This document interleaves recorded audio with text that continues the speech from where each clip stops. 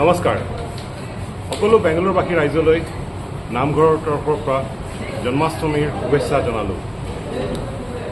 জন্মাষ্টমী উদযাপনৰ বাবে আমাৰ দুদিনীয়া কাৰ্যসূচী আজি আৰম্ভ কৰা হৈছে আৰু তাৰে প্ৰথম দিনৰ কাৰ্যসূচী অত্যন্ত সফলতাৰে সমাপ্ত কৰা হৈছে। তাৰ বাবে সকলো বেংগলোৰবাসী ৰাইজলৈ মোৰ আন্তৰিক ধন্যবাদ আৰু কৃতজ্ঞতা জ্ঞাপন কৰিছোঁ। ধন্যবাদ। কৃষ্ণ জয়গুৰু শংকৰ। আপোনালোকে সকলোৱে গম পাইছিলে বেংগলোৰত আমি দুদিনীয়া কাৰ্যসূচীৰে জন্মাষ্টমী আয়োজন কৰিছিলোঁ। আজি প্ৰথম দিনৰ কাৰ্যসূচী প্ৰায় 60খন শৰাই দিয়া সেৱকীসকল আহিছিলে।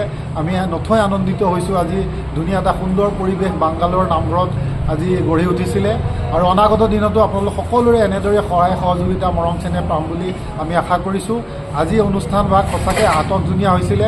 আমি গুৰু বন্দনা আৰু বিষ্ণু বন্দনা আৰু কৃষ্ণ বন্দনা এইখিনিৰে আমি আমাৰ আজি কাৰ্যসূচী আৰম্ভ কৰিছিলোঁ। নাম প্ৰসংগ দিহানাম সেইবোৰ লগত আছিলে। এটি ধুনীয়া অনুষ্ঠান হৈছিলে। আপোনালোকে ভিডিঅ'বোৰ দেখা পাব আৰু অনাগত দিনতো আপোনালোকৰ এনেধৰণে দিহা পৰামৰ্শ মৰম চেনেহ আশীৰ্বাদ কামনা কৰি বেংগলোৰবাসী অসমীয়াসকলৰ তৰফৰ পৰা আন্তৰিক ধন্যবাদ জ্ঞাপন কৰিছোঁ। কৃষ্ণ।